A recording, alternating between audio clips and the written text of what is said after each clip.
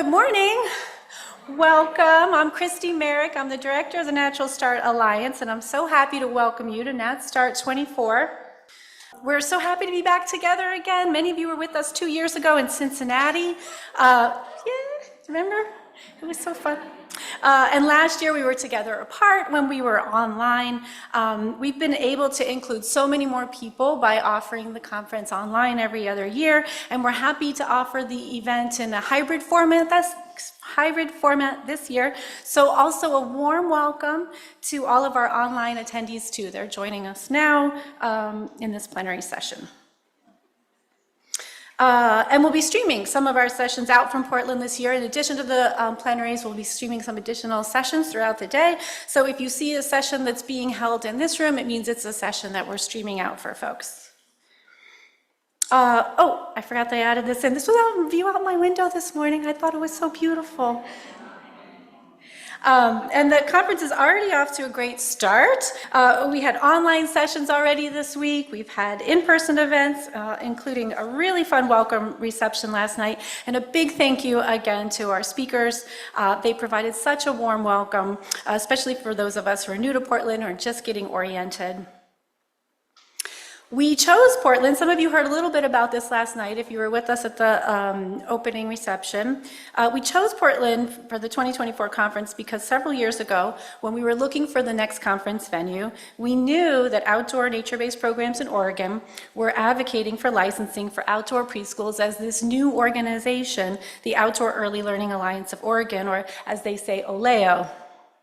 And we thought, well, by the summer of 2024, either they will be still working on building support, and maybe having a national conference dedicated to nature-based early learning will help make the case that this is a really important approach to education. Or they'll have already succeeded and we'll come and celebrate with them. Well, we're here to celebrate.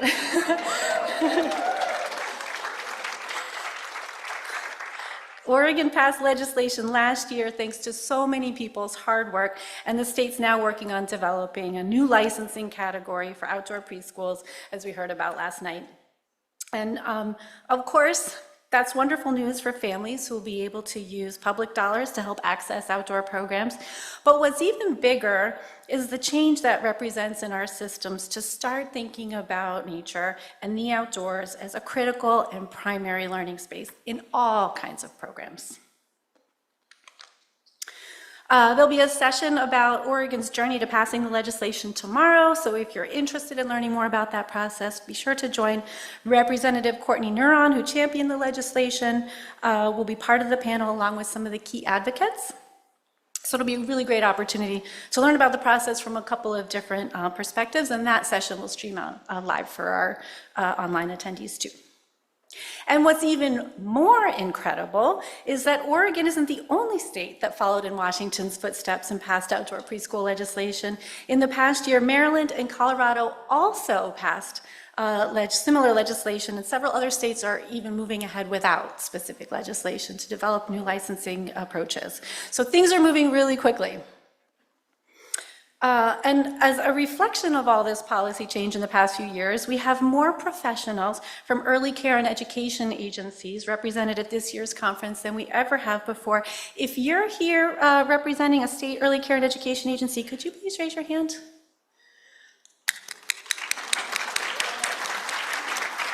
Thank you. These folks are really on the front lines of figuring out all the ins and outs of how we license the outdoors. So we really commend you for that work, and we really hope that the conference helps you in your work. And if you're on the provider side and you've been organizing through a state-level organization in your state, or maybe working on developing a state-level group, could you please raise your hand? Another hand for these folks. Advocacy for outdoor learning is long-term relationship building work, so thank you so much for all that you're doing, volunteering so much time to represent and advocate for children, families, and programs in your state. And if this is work that you'd like to get connected with, make sure to see if there's a representative from NatStart's regional network at the luncheon today. They're listed in Swap Card, and you can connect with them to see what's going on in your state. And I'd just like to recognize Kit Harrington and Eliza Yair on the NatStart team who lead our policy work. Kit specializes in connecting everyone across the country who's doing this work, which is becoming a bigger and bigger task as this is growing, which is really wonderful. And Eliza specializes in all the nuances of these regulations because she helped develop the touchstone standards in Washington that have really led the way for other states. And we'll learn more about Washington's experience today with Debbie Groff, our featured speaker. And if you can believe it, this is the 10-year anniversary of this conference. Thank you. Thank you. That is something solid. I went back and found this picture of the first conference, and I was thinking to myself, can you imagine if we could go back in time to the first featured session of the first conference back on that deck at the Kalamazoo Nature Center's Nature Preschool, back when there were just a few dozen nature preschools in the United States? I thought, if I could go back and sit on that deck, I would lean over to someone and say, keep it up. In 10 years' time, there'll be almost 10 times as many people at this conference, and we'll be approaching 1,000 nature preschools in the United States. We'll be calling out the need for more diversity and more voices in outdoor learning. Licensing will be changing to accommodate learning outside, and more children than ever will learn outside every day. I would say, keep going, your work is going to pay off. Also, is there anyone in the room who was at this conference? Who's in this picture? I see Sheila. Thank you so much. What a labor of love it was to get started, and I think you've been here every time since. And we saw also last night how many new people are at the conference, at the welcome reception. So we're really, really happy to welcome so many new faces to the conference this year. So our theme this year is charting our future, so we can take time to reflect on our progress and also think about where we still need to do more work. What do we want to be able to say we've accomplished in another 10 years? And our conference program really reflects this moment. We received more proposals than ever in the Strategies for Change thread. Clearly, this is on your minds too. How do we continue to change our systems to ensure that every child gets a great early childhood education that includes nature every day? And if 10 years of organizing this event has taught us one thing, it's that it takes a lot of heart, a lot of work, and a lot of support to make this conference work. So I have to just take a minute to thank some of the people who make this conference possible.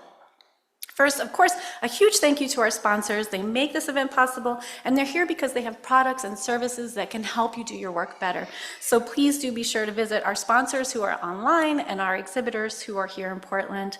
And in particular, I'd like to thank the Oregon Association for the Education of Young Children. This is the NAEYC affiliate here in Oregon, and they have done so much legwork to support a scholarship program that's brought over 20 educators from across Oregon to the conference this year.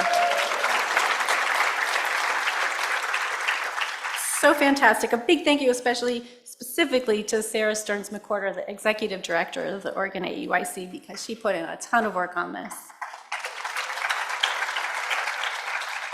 And someone else who we absolutely have to recognize is Desiree Mindersee. As those of you who were at the welcome reception last night learned, Des is our local host and representative from Oleo. She's the founder and director of Cedar Tree Learning here in Portland, and she's helped plan this event in so many ways.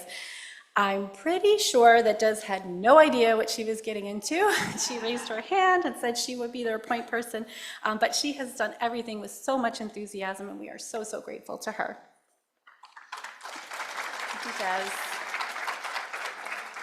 Des is the lead volunteer for this event, but there are so many others who are less visible to you. A really big thank you to all the people who volunteered their time to make this event possible, including especially the NatStart leadership team and all of our on-site volunteers who are in rooms and at registration. And a really huge thank you and congratulations to our presenters this year, both in Portland and online. And thank you, Sheila Williams-Ridge, as always. Sheila was one of the people from that very first conference.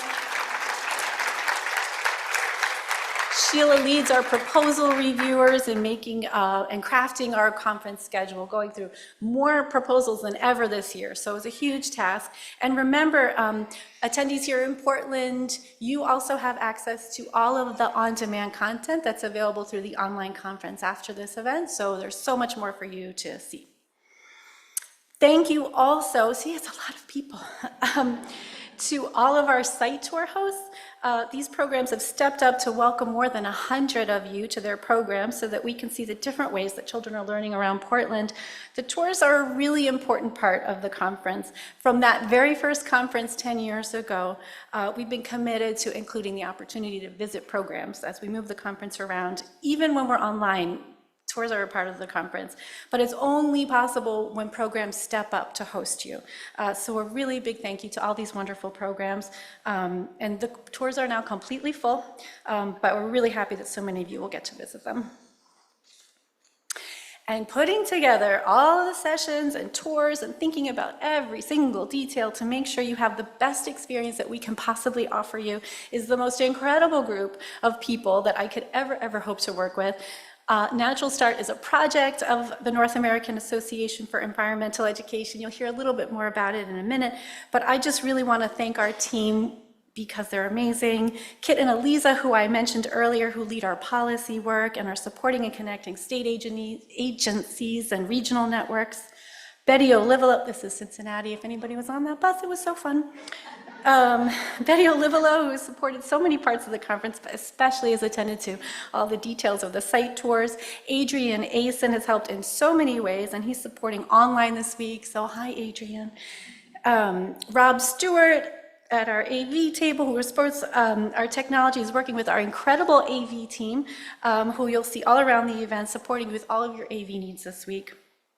Ariel Lumpkins, who's not in the room because she's at registration, she supports this event from NAAW's DC office, and she's running registration. We're so thankful to her for all that she's doing.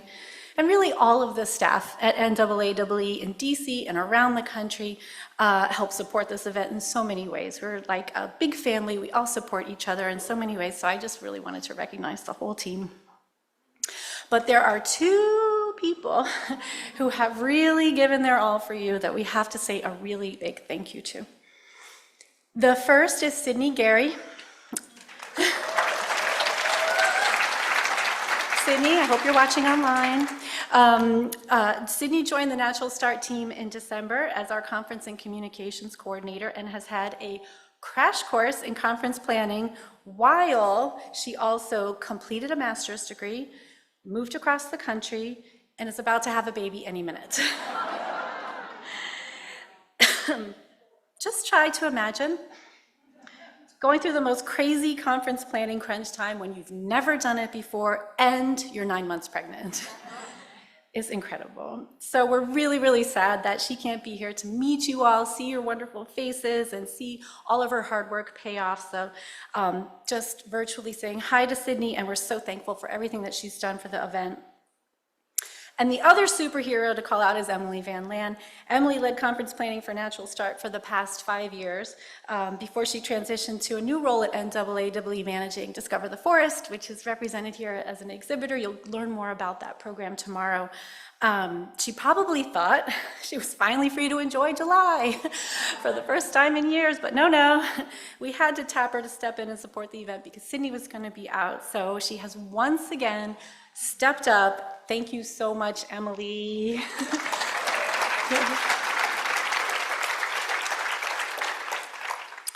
And the last person to thank and also introduce, because she's here to welcome you herself, is Judy Browse.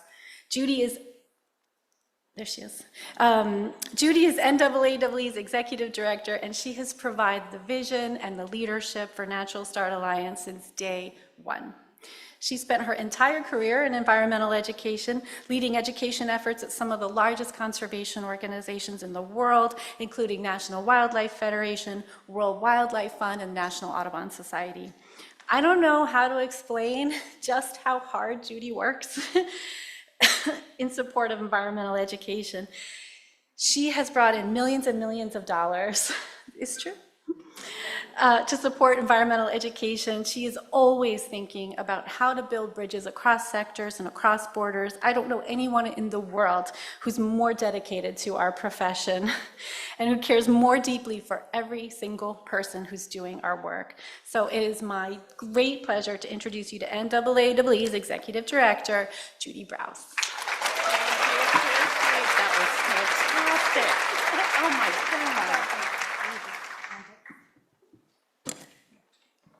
Hello, everybody. And Christy, thank you for that intro. And I want to add my welcome to all of you.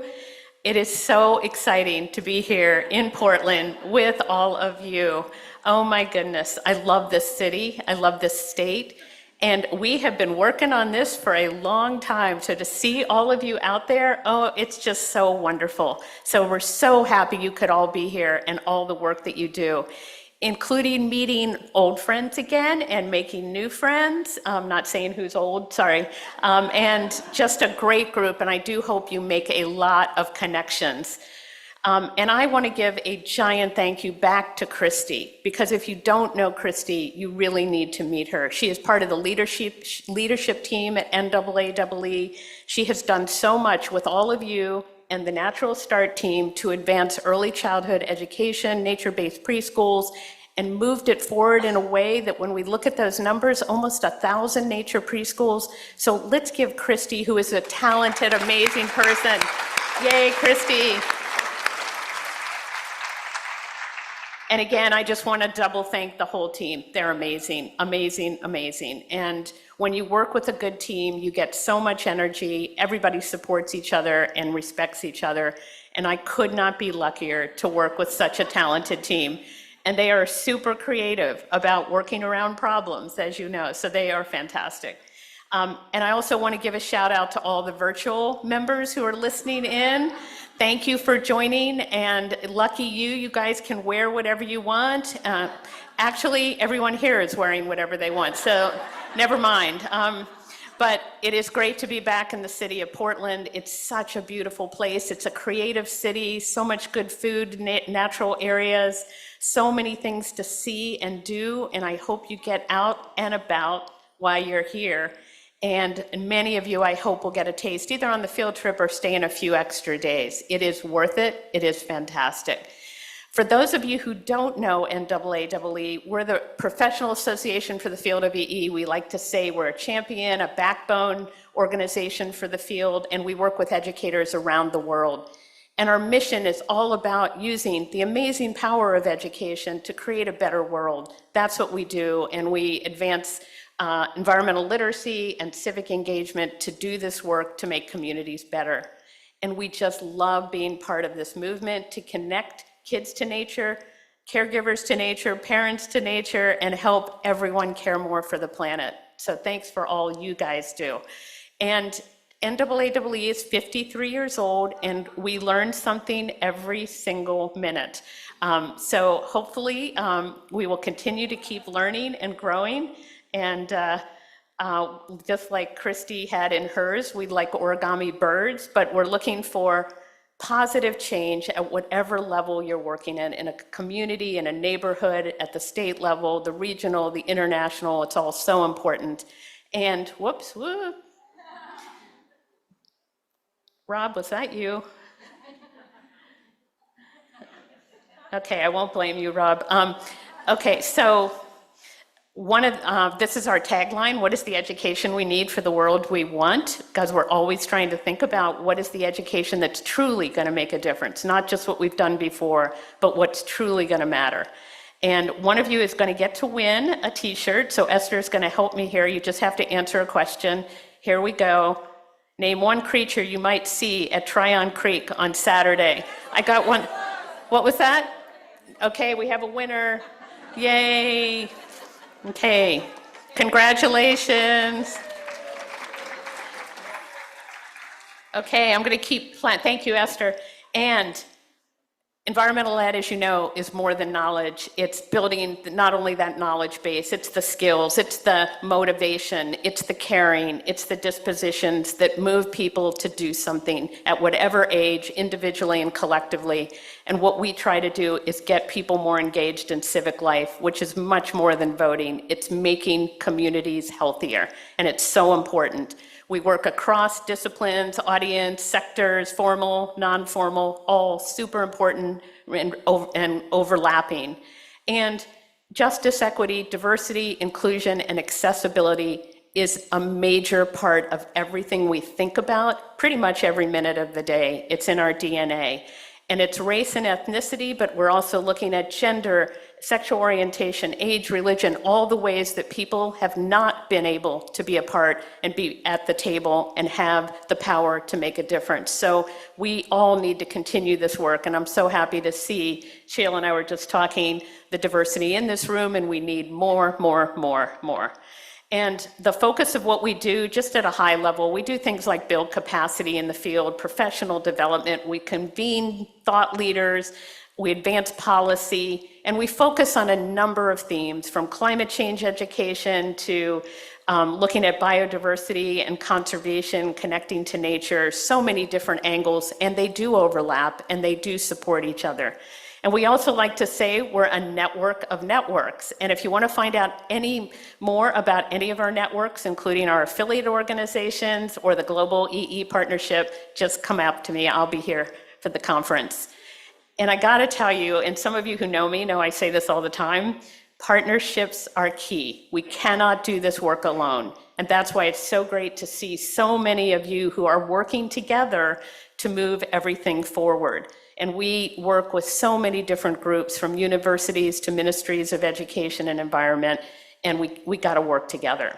And one of our great new partnerships, even though we were working with the Forest Service for many, many years, a new program is Discover the Forest, as Christy mentioned. Descubre el Bosque, and Emily is going to be managing this program, and she will fill you more in more on this incredible opportunity. So Discover the Forest, and Esther, thank you for manning the booth, or peopling the booth, sorry. So just really quickly, in the few seconds I have left, a high-level taste of some of the things we do. As many of you know, our conference is coming up in November, the NAA Conference and Research Symposium in Pittsburgh. Our theme is Building Bridges. And I want to thank Julie and our partners at the Pennsylvania Association of Environmental Educators for all you have done to help plan that. It's an amazing city. Did you know that Pittsburgh has more bridges than any other city in the world? I'm not sure who counted them, but it is November 5th through the 9th. We have some great speakers, like the Associate Chief of the Forest Service. She is fantastic, wonderful speaker. We have the Mr. Rogers team, and they are all about reinventing education, and they'll be talking about nurturing the neighborhood. We have Vic Moyhan, Saving Ourselves and the Planet. He's a pediatrician and a conservationist and cares about well-being of the people working in this field. The Director General of IUCN, Dr. Aguilar. So it's going to be a great lineup and lots of sessions. And just a few words about the importance of building leadership. Many of you are mentors. Many of you are building leadership. I just wanted to mention a couple of programs very quickly, EE 30 Under 30 and our Sea Change Fellowship. EE 30 Under 30 recognizes amazing young people from around the world, 30 every year. They're incredible. This is the class of 2023. We are just about to announce the class of 2024. Next year, when we open it again, please nominate people. It's an incredible group, and we have 271 awardees from 55 countries. And if you're doing your math, you know 30 doesn't go into 271 easily. So last year, we could not make a decision, so we had 31. Okay, couldn't do it. The Sea Change Fellows is connecting civic engagement, environmental education, and climate change. These are our fellows this year with the cohort from 11 countries doing incredible work. They have bonded like nothing I've ever seen, and many of them will be at the conference along with some of the 30 Under 30, and we'll be opening hopefully a new cohort, and I hope that some of you will apply. We need early childhood educators. And then I just wanted to finish off by talking about a couple of things here. EE Pro is our virtual learning community. Hopefully all of you are on EE Pro. Tons of stuff on EE Pro to help you in your work. Webinars, resources, research, more. You can join a discussion group like the Early Childhood group or the Equity and Inclusion group. And it's all about advancing our work together. We like to say it's the environmental education watering hole, where you can find all kinds of wonderful things. You can find research like our EE Works project that's looking at how do we demonstrate the value and impact of environmental education. And you can see the different themes. And if you go to the website, you can see the results of that project, because we need amazing stories about what we're doing. And for some people, like some funders and bosses, we need evidence. And we also have the EE Research Library online, and I just want to give a call out to Kathy Jordan for all her work on getting this online, that we have partnered with them to get research summaries and syntheses that all of you can use to link research and practice. And so I'll make sure everybody gets a copy of the PDF of this, so don't worry. And then you can find preschool reports, the one that we did on nature preschools in the United States, thanks to Christy and her team.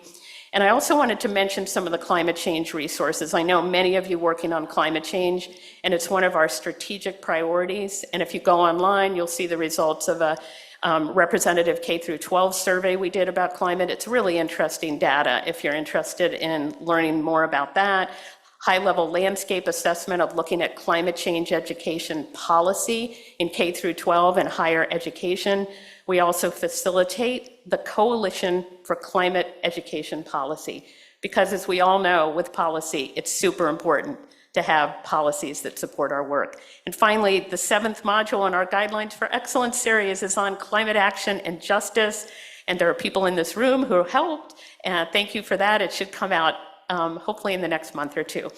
So we have a lot of resources online, and so please visit and make use of EE Pro and find people who are doing this work. So check out the website, check out the NatStart website, and we are here to support you and all that you do.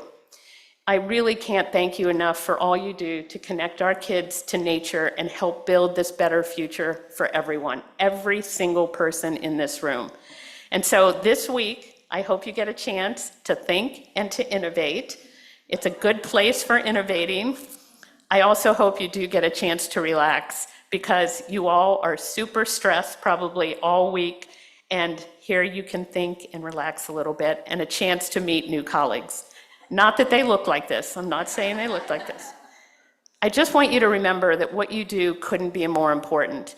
It's so on behalf of the country and the world, I just want to thank you for all you do, and give yourselves a round of applause. Thank you so much.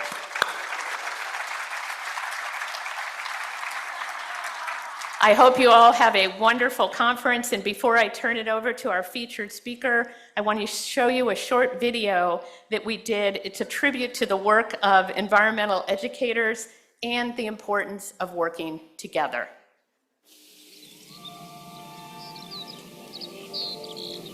With threats to our planet, equity and livelihoods, growing stronger and louder by the minute, our call to action for educators has never been more urgent.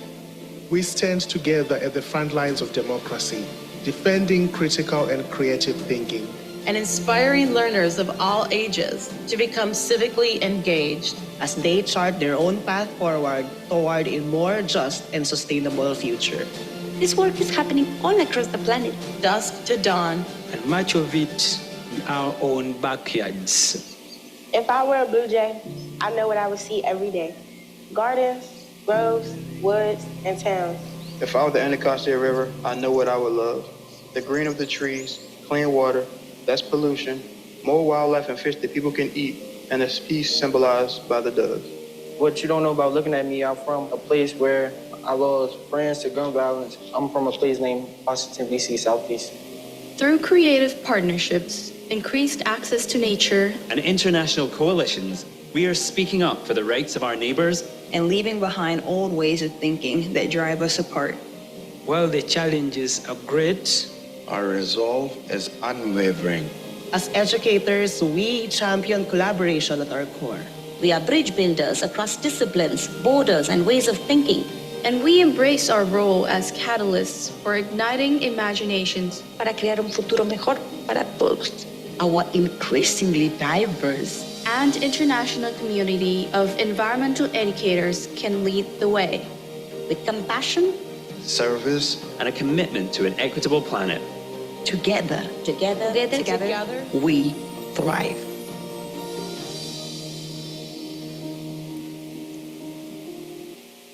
And I just want to thank James Parker, who helped put that together, to talk about how we can work better together. And he is actually working on a 30-minute documentary looking at how education can bridge divides in communities. And we're going to premiere that at the conference. So we're super excited. So thank you all. And now it gives me great pleasure to introduce our featured speaker, and that is Debbie Groff.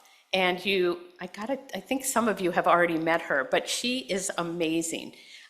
Debbie has been working in this field for more than 3 decades.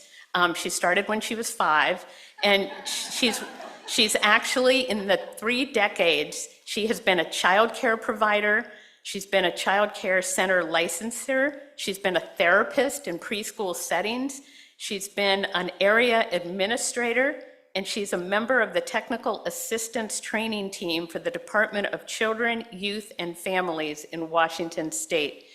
Currently, Debbie is the Child Care Deputy Senior Administrator for the Department of Children, Youth, and Families. And within that role, Debbie oversees outdoor nature-based child care licensing in Washington.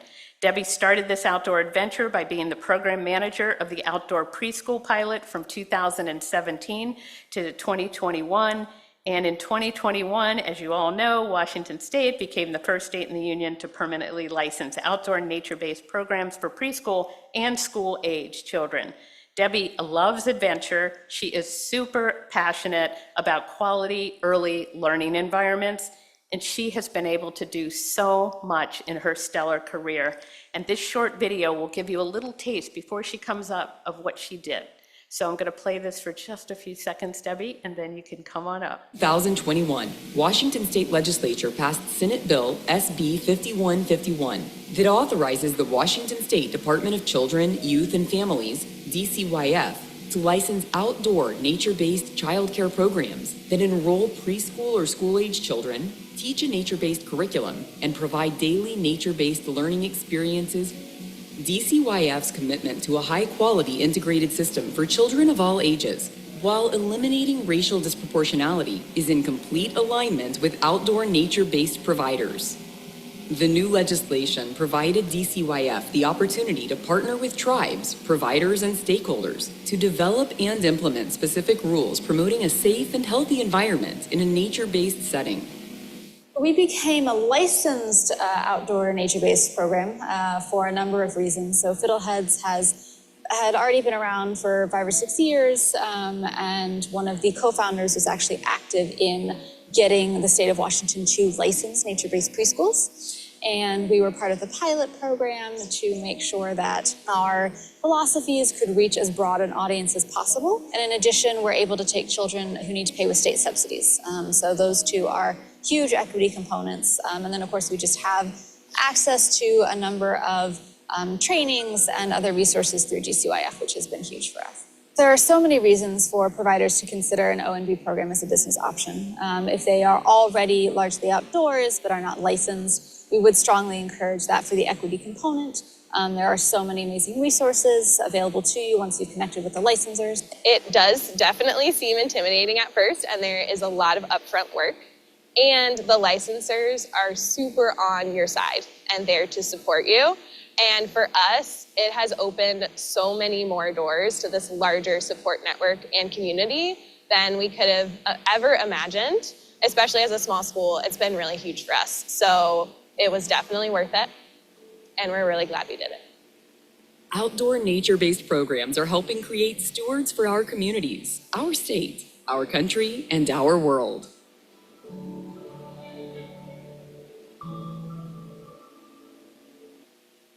So let's give the amazing Debbie a warm welcome.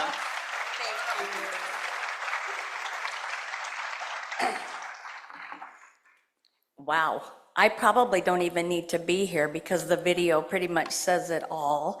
But I am so, so honored to be here in front of a group of people. So many. I am so impressed with how many people are here for this conference. So thank you for coming. Thank you for being a part of my journey for the next about 20, 30 minutes. And we're gonna just have a conversation.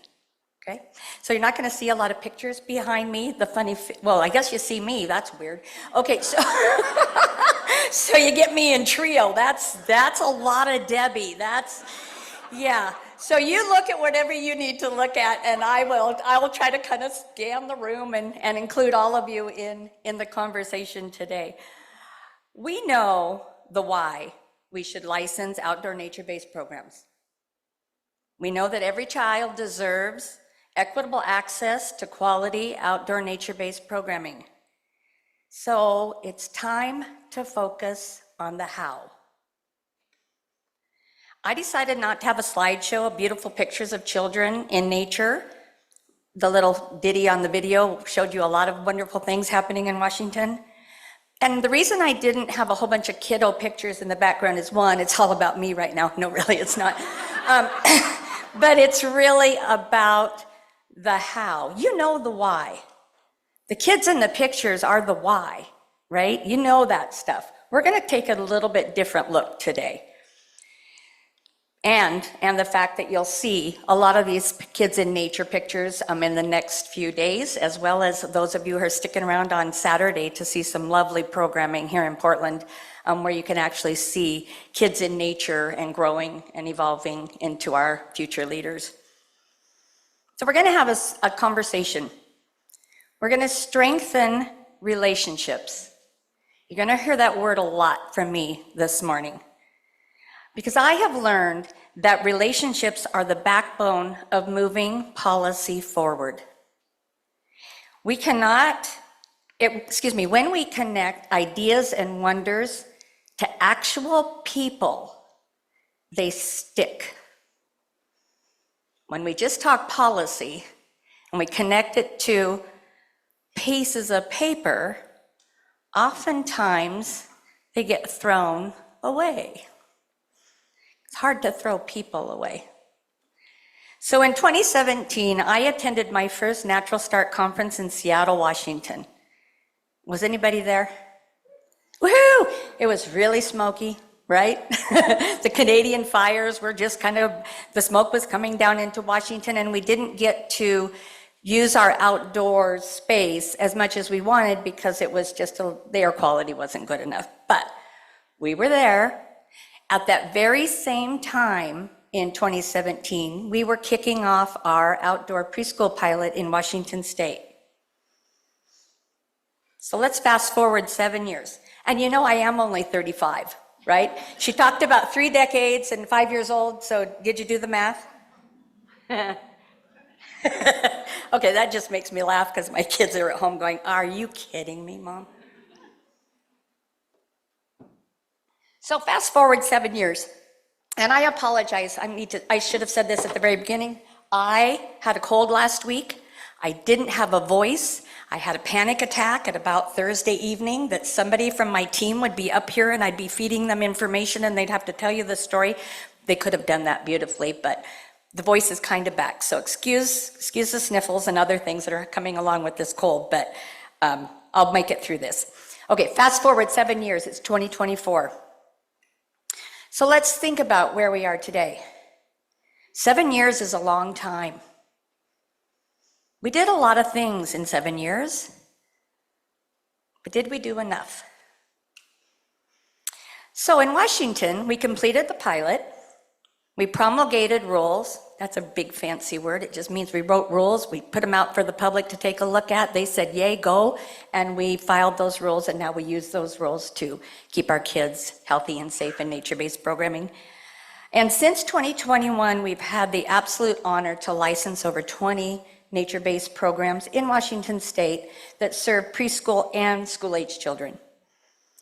So today, it's more about you. Where are you today?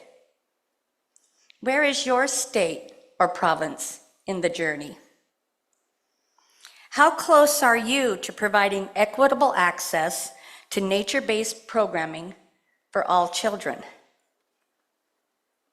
Now, I wouldn't be up here talking to all you fine folks if it weren't for a great team of people that I've had the absolute privilege to work with over the past years. They took very special ideas. I don't think I'm doing that. Am I doing that? Flippy thing? Okay. But the squirrel's lovely. I'm seeing things on my screen you guys aren't seeing. Sorry about that. So I'm kind of, again, in my own little world up here, enjoying the pictures that are flashing in front of me. But those folks in Washington State took a wonder, they took an idea, more importantly, they formed relationships, and they positively impacted the journey to licensing outdoor nature-based programs. Another thing I will do today, just because I'm a government person, is I will use an acronym. So I will say ONB, outdoor nature-based, okay? So if I do that, I just want you to know what that means.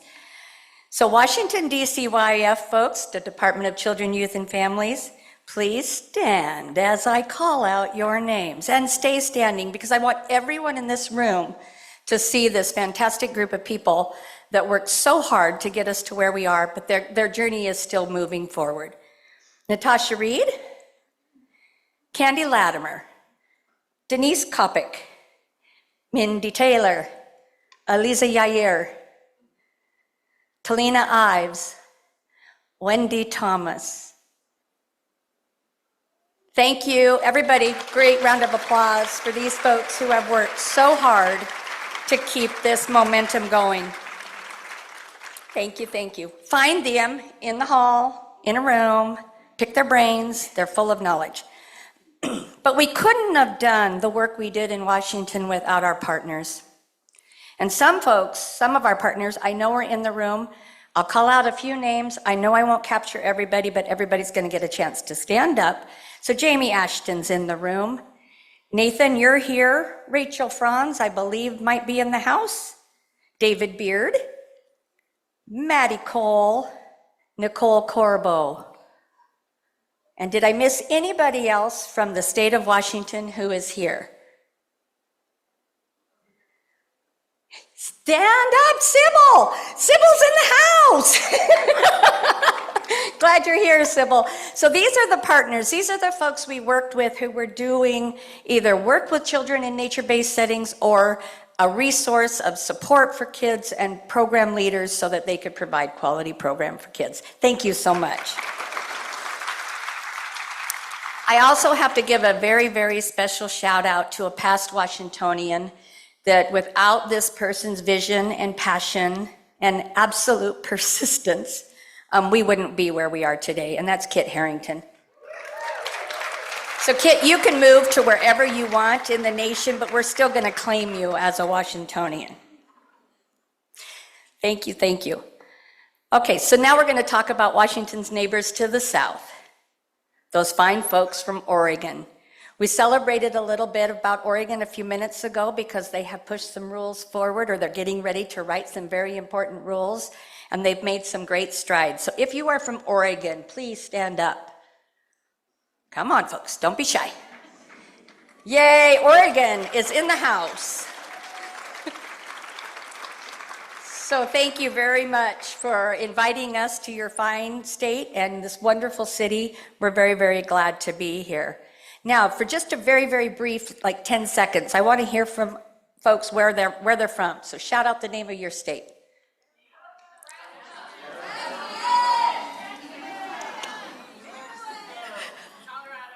Excellent. So we are pretty well represented across the nation. Do we have any fine folks from Canada with us today? No? Canada is also doing great work to move this mission forward, so we can't forget about Canada because they're very, very close to us, and we have much to learn from the way they are pushing their policies forward, as well as how they educate their children. Okay? So now, if all those people called out their states, and you're kind of looking around and you're trying to figure out who's in the room, it's important to figure out who's in the room. Who do you want to form a relationship with? Even if that relationship is just for a couple days here in Portland, Oregon. Relationships are vital. It's how we learn, it's how we share, and it's how we grow. So we've all journeyed to Portland, Oregon to gather with people who have something in common, right? There isn't a person in this room that doesn't believe that nature is an absolute vital component to a child's learning adventure, right? Giving kids that great start rooted in nature. But what are you personally working on? What is your state working towards? Is it licensing ONB programs? Is it a nature-based TK? Is it building nature-based curriculum? Or bringing nature inside traditional childcare settings? What is your wonder? And what is your goal or destination? So I want you to think about that for a second. Could be personal, could be a state goal, but I want you to get that goal in mind because we're going to take a journey today, a journey of analogies. So I'm going to break down our journey into 3 parts: preparation and packing, the adventure or the journey itself, and the final destination or goal. Okay, so let's get started. So on my journey, I'm going to head out to find a bald eagle's nest high in the Cascade Mountains in Washington State. Mine is a day trip. I should be able to leave in the morning and arrive to my destination before sunset. So the analogy here, the journey to the bald eagle's nest, the journey to licensing outdoor nature-based programs. Following? Got it? So let's start with preparation. First, who's coming? Is this a solo trip? Seldom is. Who's coming along? Forming or strengthening relationships. Who will help to get you to your final destination? For my journey today, just because my peeps are in the room, I'm going to shift a little tiny bit, and I'm just going to bring my dog Annie.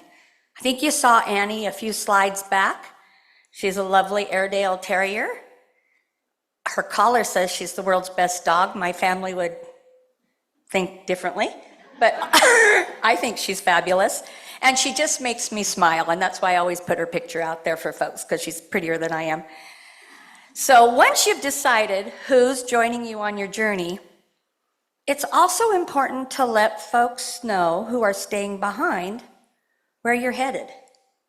That way they know where to find you or expect you back. There are also those folks that keep you on point because of the constant belaboring check-in that they often do, right?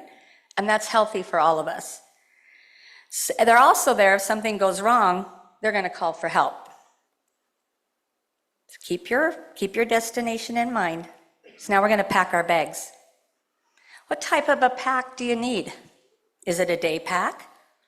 Is it a great big suitcase? Are you responsible for packing only for yourself or for others? Is your journey a long one, or is it made up of a whole bunch of small sprints to get you to the final end destination? So let's pack our bags. Maybe you have a steamer trunk, if that's what your journey calls for.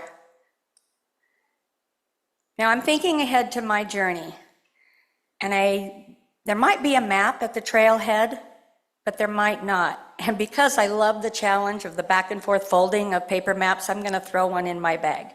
Because remember, I'm 35, and some of us still like paper in small amounts because we love our trees more, but still like a little bit of paper. So consider, what do you have to do to create your map? Or has somebody done it for you? What if their map is specific to their journey? What can you learn from it? So let's talk clothing. I'm going to pack my hiking boots because that's all I'm going to need for the terrain that I'm going to travel today. And of course, I'm going to throw in extra socks, always extra socks, right? Dry feet, happy feet. We've all heard that. What else do you need for comfort so you can stay on path? Now you're all thinking about socks, but I really need you to think about analogies here. Are you still going there in your heads? So what might nature throw your way? What might you need to be prepared? So I better throw in a rain slicker or a poncho. It is Washington State, West Side, rains a lot. Might need sunscreen if it's a beautiful day. Insect repellent, certainly, for those pesky little things that might want to eat you alive. And maybe even bear spray.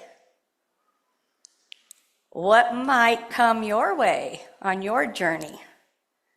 How will you be prepared so you don't have to cut the trip short?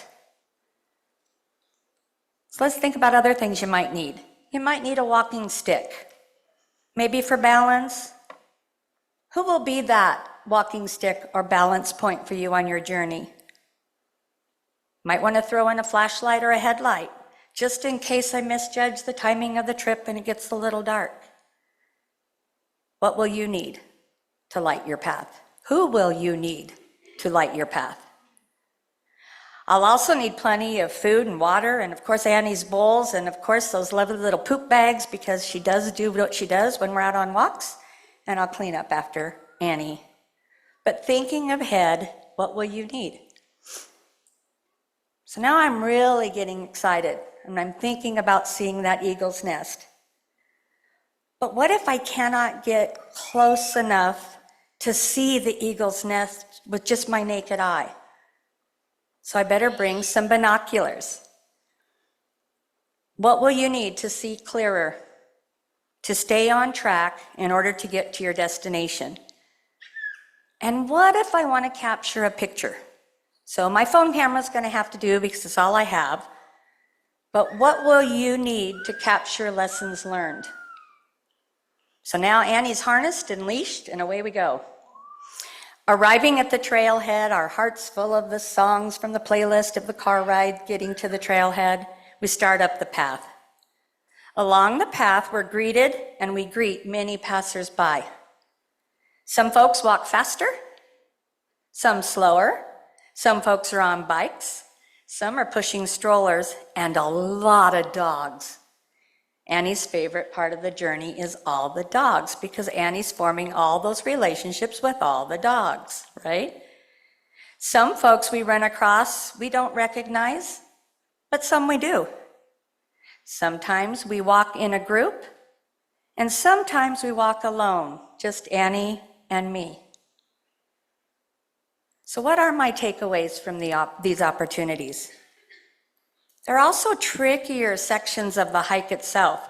One place is called Chain Wall. It's where they actually have a chain embedded in a rock wall. And if you don't hold on to that chain, in the 12 inches of earth that's underneath your feet, you could fall off the edge. What is your chain? Who keeps you, or what keeps you stable in trickier times on your journey? There are also resting spots. Some people sit for a while and others take a quick drink and move on along. But most people talk to each other when they're resting. They're gathering information about their journey, about their destination, and they're sharing their goal. They're forming relationships. So what will you do in these pauses? Who will you connect with? So we're moving on. Roots, rocks, wildlife, plant life, so many things to enjoy. Don't forget to take them in.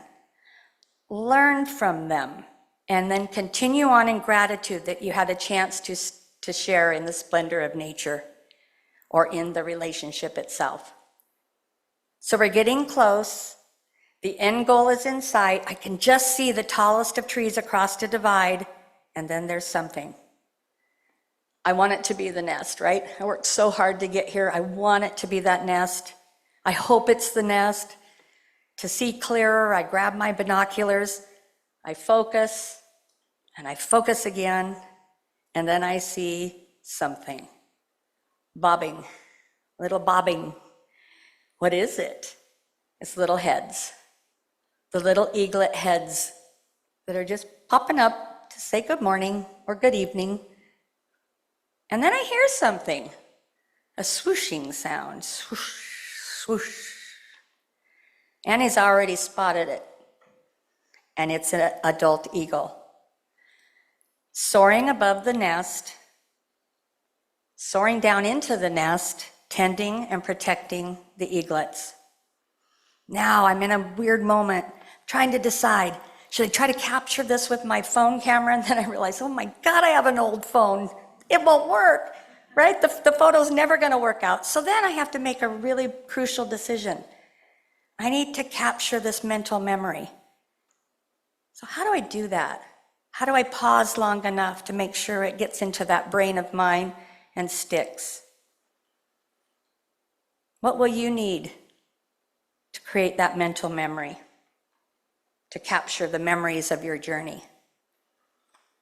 And then just then, I hear that sound again, and Annie's already spotted it off into the distance, and here comes the other adult eagle. Now, my sexing skills of eagles is slight, so I don't know which one is mom and which one is dad, but guess what? I'm just going to assume they're parents. And we have two now adult eagles tending those very special young in that nest. So we soak it in for as long as we can, kind of pat ourselves on the back for a journey well done, that we actually got to where we wanted to be, and we saw what we were hoping to see, and then we have to head down. Now, the heading down is kind of fun because then I get to share our delight with anybody who's going to pause long enough for me to have a conversation with them. And if it's one thing you'll find out about Debbie Groff, she will have a conversation with you wherever you are. It could even be in the stall next to me in the restroom. If that's important and we need to talk, we'll figure out how to keep that going, even in the bathroom. So pause along the path, heading back home, heading to those people who kept you honest to your adventure, and make sure that you're sharing your joy. When I was sharing my joy, I was pointing out, oh yeah, you just go around this bend and then do this and look up and there's the trees. And then I had to sit and realize, maybe even if I pointed them in the right direction, they might not see the eagle's nest exactly as I saw it. And that's okay. They're going to see what they need to see. They're going to see maybe their destination, which was completely different than mine and wasn't the eagle's nest at all. Maybe it's one of those lovely banana slugs that we hear so much about here in Portland, right? But their journey will get them to their destination. So we all had a journey. We all could have had a completely different goal in mind, but we made it. I think the crux of this analogy today is, yes, Washington has made it, kind of, sort of, because we're still on a journey. But you can also get to where you need to go. The important part is that you keep moving on your journey. If COVID can't stop us, nothing can stop us, folks. Right? That deserves a hoo-hoo. Because every one of us are survivors of that dreadful time. And we've all probably lost somebody during that time. But COVID taught us a ton about protecting not only the people we love, but the earth in which we inhabit, to keep us healthier and to keep us safe. Continue learning from each other. Continue forming relationships with people and with nature. And again, don't try to get to the same place as the state right next to you, but use their knowledge, use their journey to help you stay on yours. Thank you.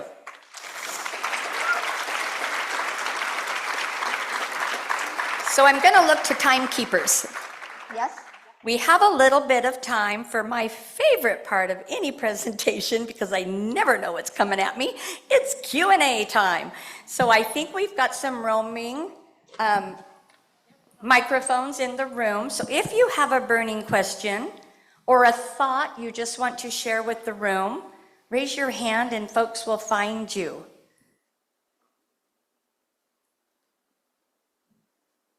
Ask a really hard one. We have a question back here. And if you could say your name and where you're from. Hi, my name is Kat Horian. I'm from Massachusetts.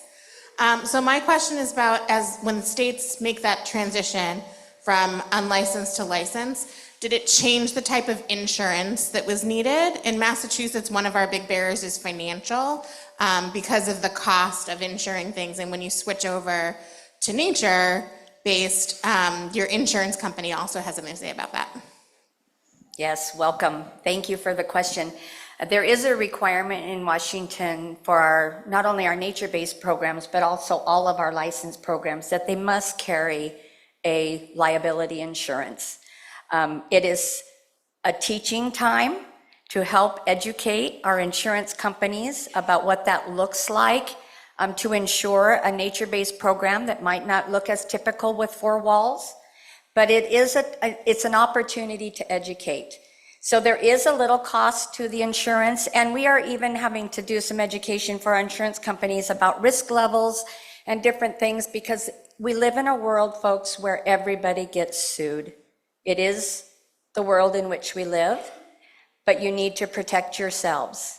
And by having that insurance, it protects you, it protects your program, but you're right, it is an added cost to moving from exempt programming into licensed programming.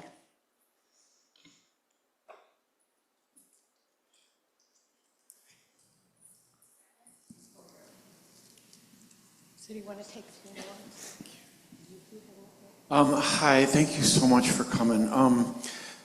In the Washington rule set, there's several references to something called risky play. And I was wondering if you could tell us, what does risky play mean to you guys? Why did you include that in the rule set? And for an Oregon provider, more importantly, how are providers in Washington implementing risky play while at the same time satisfying the needs of your inspectors and your licensors? That's a loaded question. And I'm going to do my best. I don't have our definitions right in front of me. I probably should have, because we actually define risky play. We also define what is a risk and what is a hazard. And again, I don't think I need to preach this to the room, because your hearts are already here, but you know our kids cannot grow, whether it be emotionally, physically, with their language skills, whatever it may be, without taking risks. But those risks are really associated with every single child's ability. So we really use our children to temper how much do we need to get involved in that risk that they're willing to take, in that riskier play activity. And some of our riskier play activities might be things like shallow water exploration, tummy exploration in waters, climbing trees, having some campfires. And we work around all of those scenarios in our rules by implementing another tool that all of our providers have to use, and that is a benefit risk assessment. So what we do is we ask each of the providers to do that analysis themselves, right? They know that they have to incorporate risky play in order to really, really grow that child, but they have to also understand not only the risky play elements in the activity, but also every child's ability. So they have to take it kind of kid at a time. So they have to identify what the risk is, but first they have to really identify, why is it important for a kid to climb a tree? What are we willing to take on because there's such great benefits of that? And then they have to think about the mitigation factors. What do we do to ensure that kids are still safe while taking these risks? So Oregon, we will absolutely sit down with you and review, and anybody else, the benefit risk assessment tool that we utilize.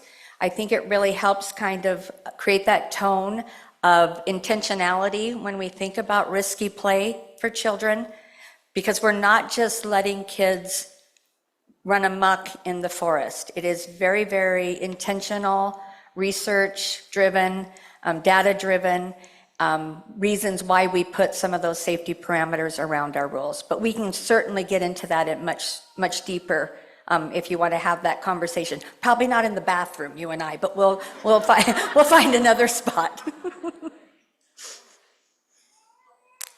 Oh, right here, up front. Okay. Last question, is that what you said? Last question. Now? Okay. Hi, I'm Fernanda Lucas. I moved to Oregon 3 years ago. I'm original from Ecuador, and I live in rural Coos Bay, so we representing here the South Coast.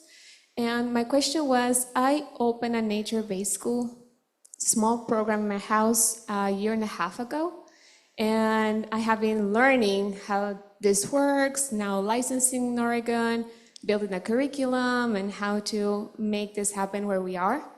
We have 2 nature-based schools in whole Coos County and some new providers that are gonna begin doing this. And some questions that I begin wondering is, what are the next steps for us as being a very new area, rural, very low resources in the area? And also a question that parents have begun asking me and other families is, after kids graduate from early learning until preschool age and begin to school, they don't have any options that look similar like nature-based or forest schools. So they asking me like, what do we do next? Or how do we make this connection from early learning to public schools or charter schools or any type of schools that will follow this? So my question was like, if there are other cities here in Oregon or in Washington, other states that you had made that journey, connecting resources and making this go beyond when they are 5 or 6 and making those things, because I'm worried about like the kids have these great experiences and then they go and be in that classroom where they're expected to sit down all day long and families are struggling. And me as a parent with a 4-year-old that I need to move forward that way too, I was wondering if somebody here I can network. Maybe it's not a question that will be answered right now, but I'm here. If somebody made that path, please find me anywhere. Same, so thank you. Thank you for this space. Thank you for the wonderful question and I guess request for connection. So Oregon's in the house, right? You saw folks stand up from Oregon. Find each other. Talk about how do we keep this moving forward. We've grappled with this in Washington for a long time, and I don't know, there could be some K-12 people in the room, and do not take this as a negative slam, because that's not my intent. But early learning usually shows the way. Right? So stay on your bandwagon, connect with your K-12 people. If you need to, talk to legislators, find a way to change rulings so your K-12 system also wraps around nature for the students in their own purview. So, and I'll tell you the voice that probably pushes things harder than anybody else, it's the parent voice. Listen to the parents. They will drive the change because they'll ask you for something that is so specific to their child and what their child deserves. Are you ready for me to wrap up? Okay, so that's a great segue. I didn't plant you in the audience, but thank you so much. But again, it's not enough to prepare and pack your bag and then leave it at the front door, right? You have to keep moving. You have to continue your journey. You may have to change direction or even walk through obstacles. Don't walk around them. Walk on through them. That's where you get to some permanent change. Do what you need to do to get to your end goal. All of our children deserve the opportunity to be nourished and educated in nature. So continue your journey so that we can provide equitable access to nature-based programming, not only for our youngest of learners, but those in our K-12 systems, because every child deserves that opportunity, especially the ones who need it the most. Thank you. Beautiful. Oh my gosh.